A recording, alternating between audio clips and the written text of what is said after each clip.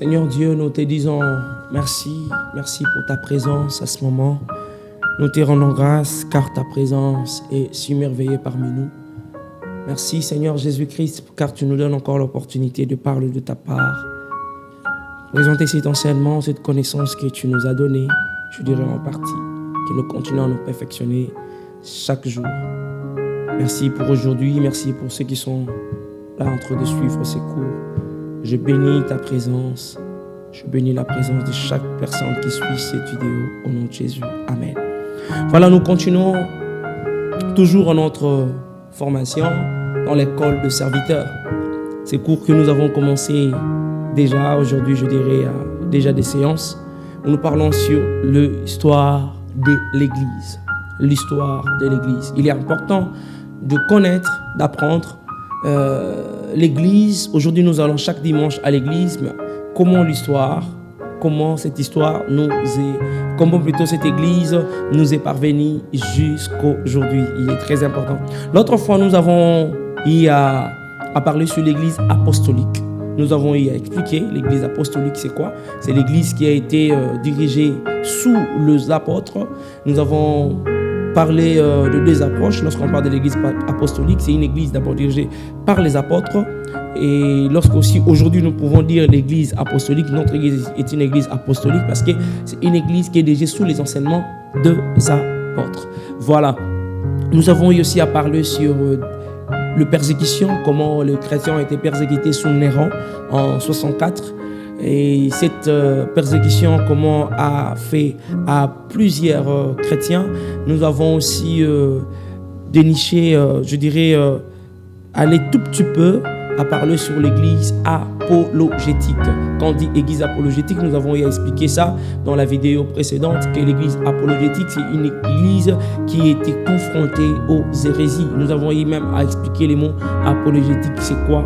Nous vous envoyons de suivre notre vidéo précédente. Alors aujourd'hui, c'était promis, nous parlerons sur les hérésies du 1er siècle. Cette église qui a duré pendant cette période, nous disons qu'il y avait non seulement la persécution, alors la persécution physique, mais cette persécution de l'église prenait aussi une autre connotation, je dirais une autre forme, dans laquelle l'église était persécutée aussi à l'intérieur, c'est-à-dire combattie contre les hérésies.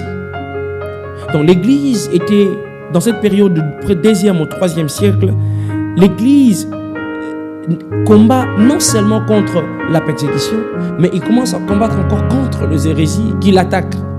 Comme on avait dit l'autre fois, le diable a compris que, en tuant les gens, en tuant les chrétiens, il ne ressuscite pas. Parce que Tertullien a dit, que le sang des martyrs est la sémence des chrétiens. Alors, le diable a compris que même si on le tue, même si on leur donne aux bêtes sauvages, ils n'arrêtent pas de prêcher. Alors, qu'est-ce qu'il faut faire?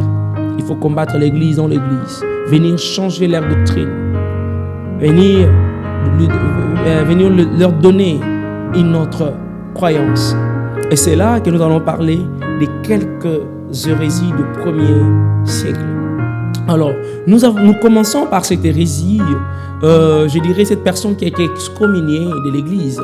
Il s'appelle Simon, vous connaissez cette histoire, je crois que c'est dans Actes chapitre, je crois 8 ou 9, où on rencontre l'histoire de ces messieurs Simon le magicien. Lorsque Philippe est allé enseigner la parole de Dieu, il va même enseigner cette communauté où vivaient ces messieurs Simon, appelés Simon le magicien. C'est Simon le magicien faisait de merveilles dans sa communauté, il faisait des trucs par la magie et les gens s'émerveillaient. Mais lorsque Philippe arriva dans la communauté, Philippe va prêcher l'évangile. Et lorsqu'il va prêcher l'évangile, la Bible dit beaucoup de personnes se sont converties. Et même lui, Simon, la Bible montre même qu'il s'est converti, lui et sa famille. Simon. Mais qu'est-ce qui se passera? Bien que convertis, ces messieurs avaient toujours dépensé. Pour lui, c'était de l'argent. Vous voyez, il était dans la scène où il manifestait des magies, il gagnait sa vie à cause de ça. Alors, il pensait aussi amener cela dans l'évangile. Il pensait aussi amener cela dans le christianisme. Le jour où Pierre est venu et lorsque Pierre pria, la Bible dit, les gens ont reçu le don du Saint-Esprit lorsque Pierre a imposé les mains. Alors Simon viendra avec de l'argent pour demander à Pierre, je te donne de l'argent pour que tu me donnes aussi cette puissance, que moi aussi, lorsque je poserai les gens les mains, qu'ils reçoivent le don du Saint-Esprit. Alors pour lui, c'était une affaire de l'argent. Alors cette idéologie de Simon a fait que Pierre lui a excommunié. Alors, quelle était sa pensée? Lorsqu'il est excommunié, il amènera une autre théorie. Quelle était sa théorie? Qu'on appelle, on dira même, c'est le début de la gnose. Gnosticisme. Gnosticisme, c'est l'ensemble des différents courants de pensée qui étaient contre, donc je dirais, qui expliquaient différemment la Bible. Quand on dit gnosticisme, le gnosticisme, c'est, au fait, d'ailleurs, nous allons en parler de ça tout à l'heure. Mais d'ailleurs, comprenez que c'est même sur le début de la gnose. On appelle d'ailleurs, c'est Simon le magicien, le père de la gnose. Alors, sa compréhension, c'était quoi? Alors, il croyait et enseignait que le monde avait été créé par des anges, par les anges. Mais qu'ayant dévoyé le monde, ils en furent finalement dépossédés. La dimension eschatologique de son annonce à laquelle se mêlaient les éléments plus ou moins magiques ainsi que l'idée d'un dualisme lent dans une création réinventée font de Simon les Samaritains. S'il n'est pas considéré comme étant lui-même un gnostique. Donc, vous voyez, donc son erreur est une grande partie de la nouvelle communauté chrétienne de Samarie. Ce sont des simoniens. Il y a beaucoup de gens qui lui ont suivi par rapport à sa théorie. Il venait avec une connaissance en dehors de la parole de Dieu. On dit même que c'est par lui qu'est née cette penchée qu'on parle de gnosticisme. Alors, voilà maintenant, parlons de deuxième hérésie, la gnose. Le gnosticisme apparaît plus comme une philosophie, un mouvement de pensée que comme une foi, ce qui explique également l'extrême diversité des courants gnostiques. Tout ont cependant un fond commun qui permet de donner une définition du gnosticisme. Tout commence avec cette éternelle question: comment un Dieu si bon, par nature, a-t-il pu créer un monde si mauvais?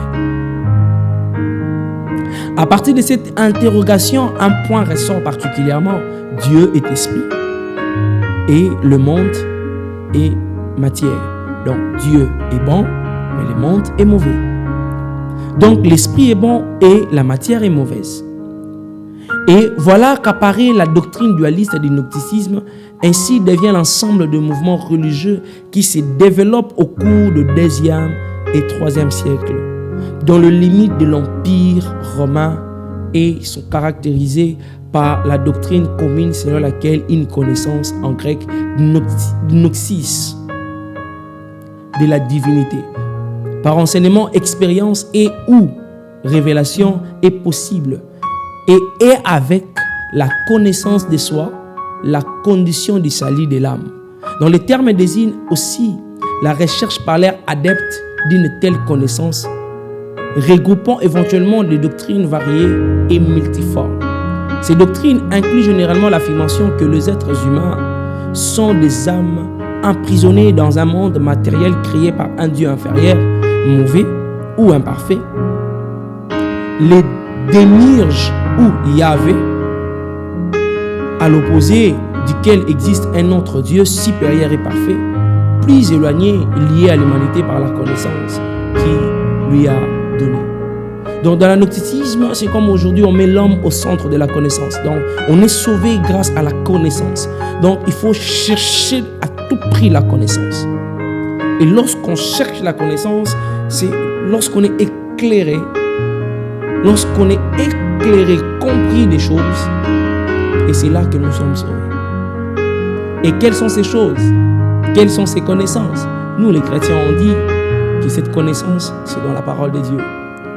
Vous vous souvenez encore lorsque nous avons appris le cours de la théologie, généralité sur la théologie, nous avons dit que dans la théologie chrétienne, nous on ne fait pas un discours sur Dieu par rapport à des raisonnements humains, mais nous faisons un discours sur Dieu par la révélation de Jésus-Christ au travers de sa parole. Alors, le gnosticisme, c'est un courant de pensée qui met l'homme au centre de lui-même, qui dit que l'homme peut être sauvé par la connaissance qu'il a en ayant appris beaucoup de choses, qui sera éclairé. Aujourd'hui, on en parlera beaucoup, il y a beaucoup de courants gnostiques. Il y a des Illuminati, il y a des francs-maçons, il y en a beaucoup. Même jusqu'à aujourd'hui, ça continue cette tendance et cette pensée. Alors, c'était une hérésie qui a combattu l'Église du 2e au 3e siècle. Et à part ça, il y avait le Marcion. Ainsi en est-il de la doctrine prônée par Marcion, vraisemblablement fils d'un évêque de Sinope, devenu riche amateur. Marcion quitte les ponts vers 140 pour s'établir à Rome. Le marcionisme oppose les dieux de justice de l'Ancien Testament aux dieux d'amour du Nouveau Testament. Il nie la réalité de l'incarnation de Christ, prétendant qu'il est l'homme apparent. Le marcionisme, il dit il y a une différence, il y a deux dieux. Le Dieu de l'Ancien Testament est différent du Dieu du Nouveau Testament. Et il nie que Christ était Dieu et il était un homme, comme nous disons 100% homme, 100% Dieu. Non. Il y avait un corps apparent. Et si Christ était Dieu, donc il était le Fils de Dieu qui est venu, mais qui ne s'est pas mélangé à la matière. C'est-à-dire, il ne s'est pas mélangé à l'homme.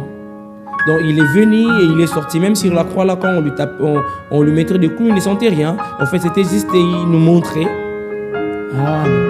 Pour nous, les chrétiens, nous disons que réellement, Christ était aussi humain. Il a souffert pour nous. Et c'est par ce meurtrissure que nous sommes guéris. À part le marcion, il y avait le montanisme.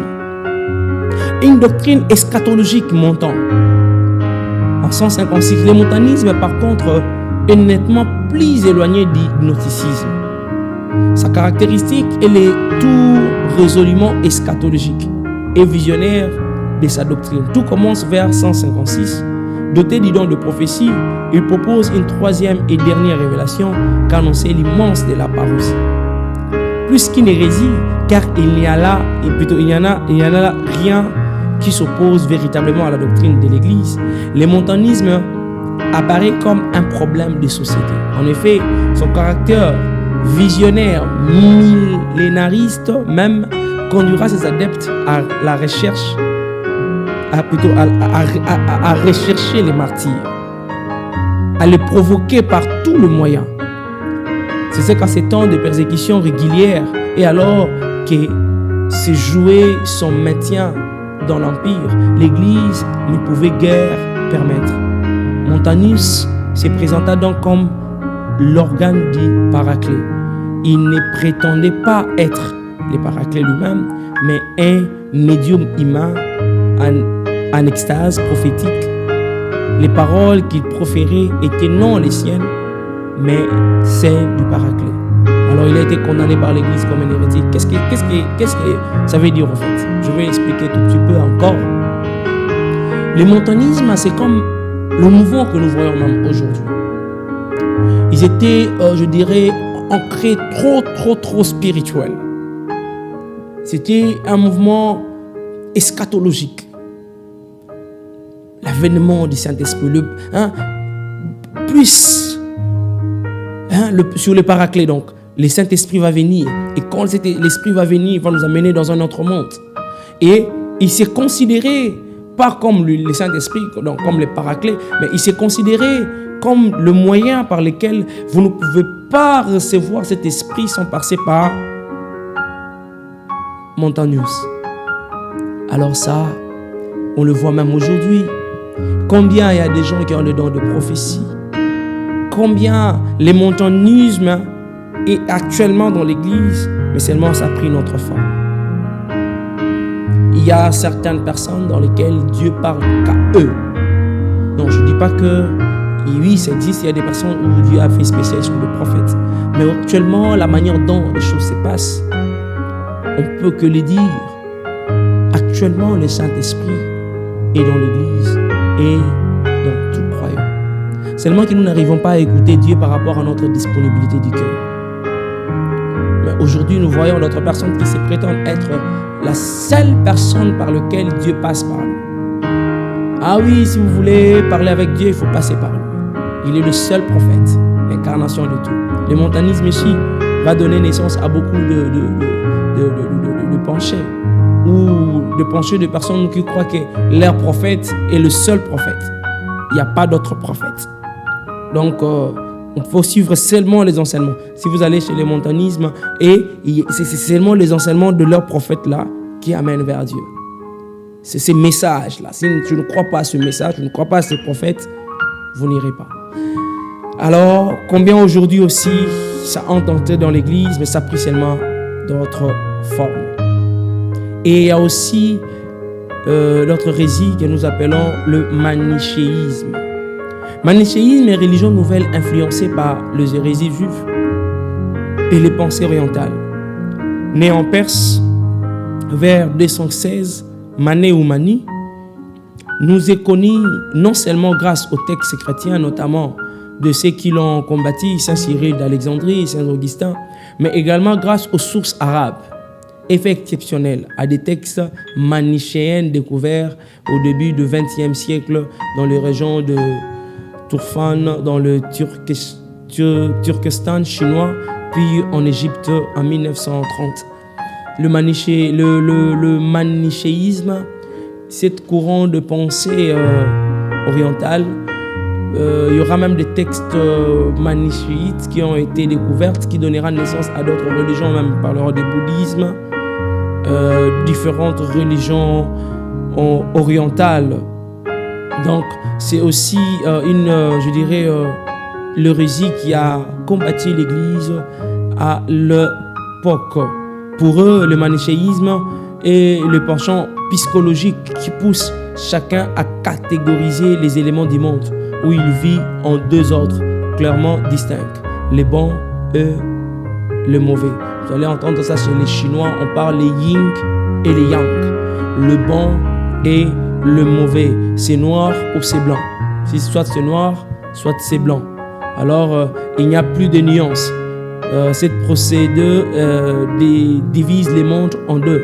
Donc, le message du prophète Mani donnera naissance à une religion, le manichéisme, qui se diffusera largement du Moyen-Orient en Europe jusqu'à même en Chine. Donc, ce sont des choses qui sont nées il y a longtemps. Aujourd'hui, nous voyons les Bouddhas et tout, et ils ont découvert cette religion, cette pensée, cette courant de pensée et aller jusque-là. Mais ça a combattu aussi l'Église à l'époque. Il y a aussi l'arianisme. L'arianisme, c'est vers le début du IIIe siècle. Le IIIe siècle aura été le siècle des manichéisme, comme nous venons de le dire, clairement au IVe siècle, et c'est lui maintenant, au début du 4e siècle, plutôt 3e siècle, 4e siècle, sera maintenant ce qu'on appelle de l'arianisme. Mais surtout, ce siècle marque aussi un véritable tournant dans l'histoire du monde et du christianisme, plus particulièrement avec, en 306, l'ascension à l'empire de Constantin, une simple discussion théologique entre un prêtre d'Alexandrie, Arius, et son évêque Alexandre, et à l'origine de cette hérésie. Le sujet porté sur les dogmes trinitaires, en réponse aux doctrines manichéennes ou gnostiques, qui prévoyaient des principes. Arius n'avait, semblait-il, d'autre ambition que de rétablir le principe de Dieu le Père dans toute sa dignité. Unique, éternel, incréé, il devient peu à peu dans l'esprit Arius supérieur au Fils dans la Trinité, créateur du Fils qui provient du Père. Donc la doctrine, la pensée d'Arius, que nous parlons de arianisme, c'était quoi? En fait, pour Arius, le Père n'est pas égal au Fils. Dieu le Père n'est pas égal à Jésus-Christ. Jésus-Christ, il est créé. Donc il est inférieur au Père. Donc ils ne sont pas égaux. D'ailleurs, cela va déclenchera le premier concile Nous en parlerons plus tard, le concile de Nicée, qui vont maintenant considérer la théorie des Arius comme hérésie, qui ne peut pas être acceptée dans l'Église. Mais cette théorie, vous savez, c'est jusqu'aujourd'hui, ça continue avec nos frères de témoins de Jéhovah.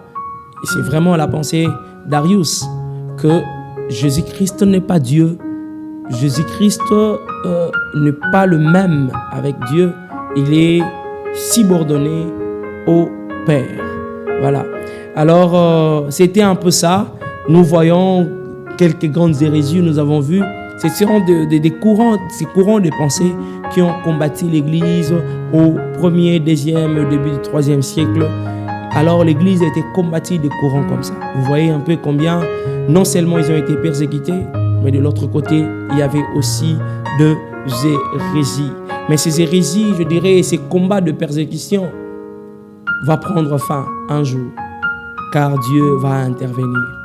C'est là que nous parlons dans notre point 2, 3, l'édit des 1000 ans et sa suite, l'Église sous l'empereur Constantin. Alors, parlons un peu de l'Église sous l'empereur Constantin. Je crois que nous avons bien compris, nous avons vu, je récapitule un peu rapidement ce que nous avons appris. Nous avons parlé de l'Église apostolique, l'Église qui était dirigée par les apôtres.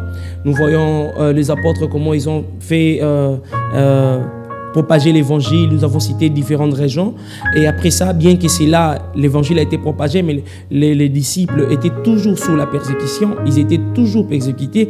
Mais nous avons vu, cette persécution va venir jusqu'à un moment, et nous parlons du début du 1er siècle, au début du 3e siècle, nous voyons maintenant l'Église, bien que dans la persécution sous Dioclétien, l'Église n'aura pas seulement à être persécutée du plan de la forme dans le physique, mais aussi attaquée de notre côté par les hérésies. Nous avons pu développer différentes hérésies. Nous avons parlé du gnosticisme qui se mettrait la connaissance au centre. Nous avons eu aussi à parler de manichéisme.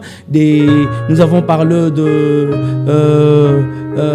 manichéisme. Nous avons parlé de montanisme. Nous avons parlé aussi de marcionisme. Donc, ce sont des grandes hérésies qui ont combattu l'Église durant cette période. C'était des courants de pensée, de personnes seulement qui étaient dans le christianisme, mais qui ont dû avoir, je ne sais pas moi, des révélations et ils ont amené d'autres pensées dans l'Église. Mais grâce à Dieu, nous dirons ceci, malgré l'Église combattue par des problèmes, la vérité est restée toujours pure. Gloire à Dieu parce qu'il y a eu des personnes qui ont été là pour travailler pour les seigneurs et pour que la vérité reste vérité. Alors voilà maintenant, cette église dans le 2e siècle, 3e siècle, persécutée sous Dioclétien, sous la persécution était tellement vraiment dure, l'église n'arrivait pas, et avec les hérésies par-ci par-là, alors le Seigneur va intervenir. Comment? Par l'empereur Constantin. Tout a commencé à 311, après Jésus-Christ. Maxéance est l'empereur de Rome. Or, Constantin, il était le chef de l'armée romaine. Alors, il s'est battu contre lui pour devenir maintenant l'empereur. Maintenant, en 312, le chef d'armée vient au pont Albine livrer bataille à Marsène. Marsène a 10 fois plus d'armée, de soldats, que Constantin.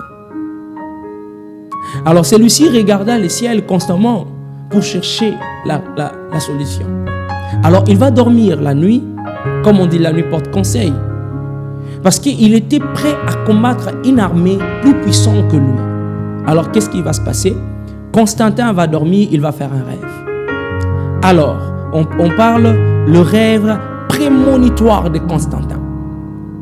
Alors la nuit précédente la bataille, Constantin voit un rêve. Du côté de l'Orient, dans le ciel, brillait une croix, couleur de feu. Les anges se présentent en lui disant « Constantin, par cela, tu vaincras ». Et tandis qu'il s'étonnait de ces prodiges, la nuit suivante, Jésus-Christ lui apparut avec la croix et lui ordonne plutôt de reproduire ces signes sur les étendards et sur le front des soldats, pour se porter bonheur dans le combat. Alors il verra Jésus-Christ dans son rêve et Jésus lui dit, ces soldats lorsqu'ils vont aller dans le combat, ils vont porter ces signes. Ces signes, c'était quoi? Ces signes, c'était deux lettres en grec. Il y avait les qui et les ro. Qui-ro, qui veut dire Christ roi. Ils vont porter ces signes. Et lorsqu'ils vont porter ces signes, tu vas vaincre. Alors, le lendemain, Constantin fera quoi? Il va faire la même chose. D'ailleurs, il va demander à ses sages, mais voilà le rêve que je fais. Alors, ils lui diront non. En fait, le Dieu que tu as vu dans ton rêve, il existe une communauté de personnes qui prient un Dieu, Jésus-Christ, qui prie leur Dieu, et c'est le christianisme. Alors, Constantin s'est dit ceci: si je gagne ces victoires, alors mon empire, il n'y aura pas d'autre Dieu que ces dieux-là. Alors, Constantin va maintenant donner à ses soldats des tennis qui vont écrire Christ roi. Alors, ils vont aller dans la bataille et il va livrer bataille et il va gagner. Et lorsque Constantin plutôt va retourner dans son empire, il va maintenant unifier l'Occident et l'Orient. Il devient l'empereur de l'Orient et de l'Occident. Alors là, il va christianiser son empire. Alors, il va détruire tout d'autres dieux, toute d'autres religions. Et c'est là que nous voyons la naissance de l'église que nous appelons l'église de multitude. Pourquoi on appelle ça l'église de multitude? Parce que beaucoup de gens venaient dans le christianisme, non pas pour des raisons religieuses, je dirais, parce qu'ils croient en Jésus-Christ, mais pour être en bon terme avec l'État. Parce que le christianisme était devenu la religion de l'Empire. Si tu n'es pas chrétien, tu ne peux pas. Alors voilà, et c'est durant cette période que l'Église a été structurée, c'est durant cette période que l'Église a été vraiment constitutionnalisée et sous, l'empereur Constantin. Alors le prêtre de cette époque aura maintenant de l'ampleur. Quand tu es prêtre même, tu es une personne, à respecter. Alors l'église est appelée l'église de multitude. Vous comprenez, hein? Je dis l'église de multitude. Pourquoi on appelle ça l'église de multitude? Parce que tout le monde y adhérait. Et tout le monde qui adhérait dans l'église, ce n'était pas, comme je l'ai dit tout à l'heure, pas seulement parce qu'il vient confessant la foi, mais il venait parce qu'il veut être en bon terme avec l'Empire. Et c'est là aussi, cette période, j'ouvre une parenthèse, que j'aimerais que nous parlons de la propagation maintenant de la chrétienté. Alors, cet effet va permettre en sorte que la propagation du christianisme soit à toute, facilité, aisément. Il n'y avait plus de la persécution. Et c'est là, lorsque Constantin, je reviens un peu en arrière pour dire quelque chose de très important. Lorsque Constantin a livré bataille, lorsqu'il est revenu, et c'est là maintenant, il va proclamer l'arrêt de la persécution des chrétiens. Et il va faire un édit qu'on appelle édit de Milan.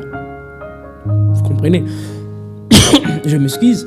Lorsqu'on dit édit de Milan, c'est cet édit de l'empereur Constantin qui a arrêté la persécution de chrétiens. Donc, retenez ça, lorsqu'on dit édit de Milan en 313, c'était l'édit qui a fait en sorte qu'il y ait l'arrêt de la persécution de chrétiens. Et durant cette période, tout l'empire maintenant sera christianisé. Alors, tout le jour où les gens célébraient d'autres dieux, l'empereur Constantin va détruire tout le temple d'autres dieux. Et d'autres temples, il donnera ça aux chrétiens pour qu'ils commencent à adorer leur Dieu qui n'est que Jésus-Christ. Mais j'aimerais que vous notez une chose. Avant cela, l'Empire, il y avait différents dieux, mais il y avait un Dieu qui primait à l'époque. Je dirais une religion dans laquelle qui était comme primordiale. Cette religion adorait, ou je dirais vénérait le Dieu Soleil. Et lorsque l'empereur Constantin va prendre maintenant le pouvoir, alors tout ce qu'on donnait au Dieu soleil, il a donné ça aux chrétiens.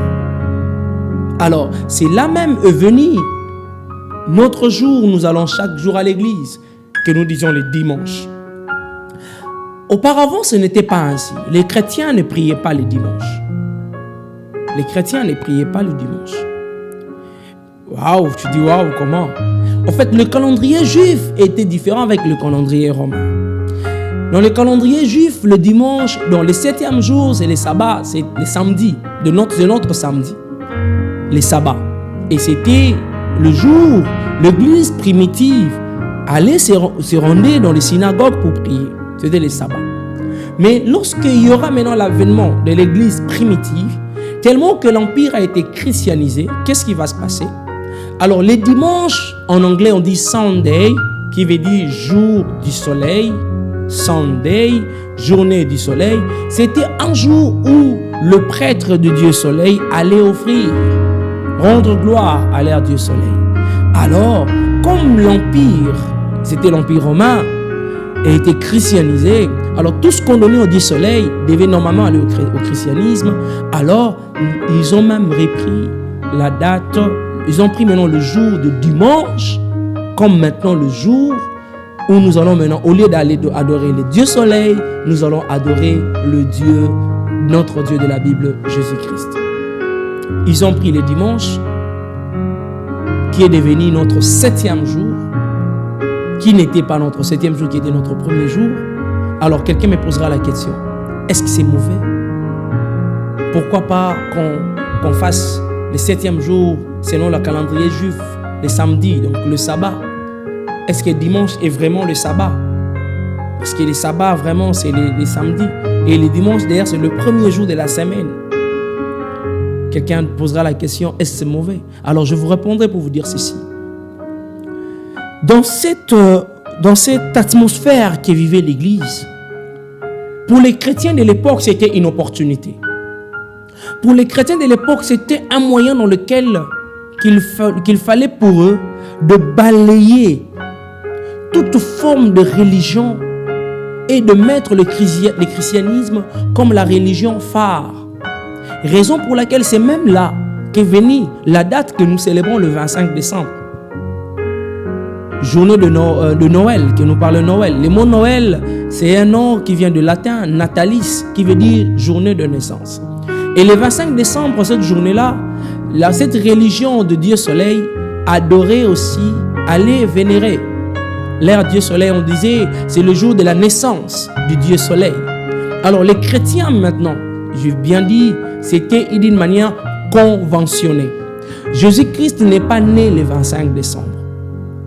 Alors, comme le 25 décembre, c'était un jour dédié au Dieu Soleil, la naissance de Dieu Soleil, alors les chrétiens vont s'asseoir, les chrétiens de l'époque vont s'asseoir pour dire, nous n'allons pas dire que c'est le jour de la naissance de Jésus-Christ. Non, mais nous allons commémorer la naissance de notre Seigneur et notre Sauveur Jésus-Christ, qu'un jour un enfant nous a été né et un fils nous a été donné, Ésaïe. Donc, d'une manière, je dirais, compréhensive, nous le savons, qu'un jour aussi un enfant nous a été né, Jésus-Christ qu'on lui a appelé notre Sauveur. Alors, ne pas avoir une journée que nous commémorons cette date. Bon, comme l'Empire est christianisé, le 25 décembre, nous le prenons comme une journée où nous commémorons la naissance de notre Jésus-Christ. Et non que Jésus-Christ est né le 25. Ça, c'est selon la pensée du premier chrétien. Ce n'était pas que Jésus-Christ est né le 25. Donc, le 25 décembre, ce n'est pas l'anniversaire de Jésus. Nous commémorons la naissance de Jésus. Parce qu'à cette époque, l'Empire qui a été christianisé, il y avait une journée de 25 où, avant cela, ils adoraient les dieux soleil. Alors, eux, ils diront, nous maintenant, nous commémorons la naissance de celui qui est plus que... Nous commémorons la naissance de Dieu, du soleil levant. Nous commémorons la naissance de Jésus-Christ, le véritable soleil. C'est lui qui a amené la lumière dans le monde. car Jésus-Christ est le véritable soleil qui a amené la lumière dans le monde des ténèbres. Alors, comme eux, ils commémoraient cela, ils fêtaient l'anniversaire, ils fêtaient la naissance, mais nous commémorons la naissance de notre Seigneur. Donc, voilà même d'où est venu le 25 décembre. Alors, peut-être une question peut être posée.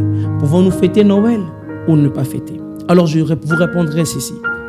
Ceux-là qui fêtent Noël, dans l'idée que c'est l'anniversaire de Jésus, ce n'est pas vrai. Mais ceux-là qui fêtent cette journée-là de Noël, dans l'idée de commémorer la naissance de Jésus-Christ, je vous dirais, ce n'est pas mal. Pourquoi? Parce que pour nous, un chrétien, pour commémorer la naissance de Jésus, ce n'est pas seulement le 25 décembre. Chaque jour, nous commémorons. Nous disons qu'un enfant nous a été né et un fils nous a été donné. Mais si il faut dire cette journée-là spéciale où nous commémorons spécialement tout le monde la naissance de notre Jésus-Christ, nous commémorons, je dirais, il y a pas mal. Mais aussi à ceux-là qui disent, je ne peux pas fêter Noël parce que en fêtant Noël, je suis en train d'adorer les dieux soleil. Je ne vous condamne pas non plus. Parce que nous connaissons l'origine de ces dates. Si vous dites, je ne veux pas le faire, je vous dirai aussi que vous n'avez pas péché. Mais si vous dites que vous commémorez Jésus-Christ chaque jour de votre vie, je vous dirai gloire à Dieu et que le Seigneur vous bénisse. Donc voilà un peu cela, un peu ce qui s'est passé. Donc durant cette période où Constantin prendra le pouvoir, l'Église sera organisée. Et c'est là même que nous parlerons de la première organisation de l'Église. Nous allons voir, il y a des prêtres, il y a le clergé, il y a ceci, cela. L'Église sera bien structurée et organisée durant cette période de Constantin.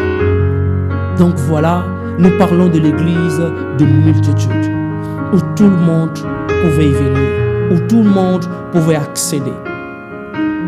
Cette période de Constantin. Et pour votre information, Constantin est le premier empereur romain à se convertir dans le christianisme. Voilà que c'était important, c'était très important. Mais pendant cette période, quelque chose va se passer. Nous sommes dans l'église des multitudes, où tout le monde adhère dans l'église, mais quelque chose va se passer. Et cette chose qui va se passer, nous en parlerons plus tard, où nous parlerons de la division de l'église. Ça viendra plus tard. Mais comprenons aussi que durant cette période où il y a eu cette organisation de l'Église, il y a eu ce qu'on appelle des conciles. Des conciles qui ont regroupé, je dirais, des responsables des églises afin de discuter sur des questions de doctrine. Alors voilà, prochainement nous allons parler sur les 4 conciles écuméniques de l'Église. Ces 4 conciles écuméniques de l'Église se sont passés durant cette période où Constantin, durant cette période où l'Église était appelée l'Église de multitude, où l'Église maintenant a eu à vouloir balayer au sein de sa structure des hérésies. Nous en parlerons plus tard. Que Dieu vous bénisse. À la prochaine vidéo. Que Dieu vous bénisse. Merci beaucoup.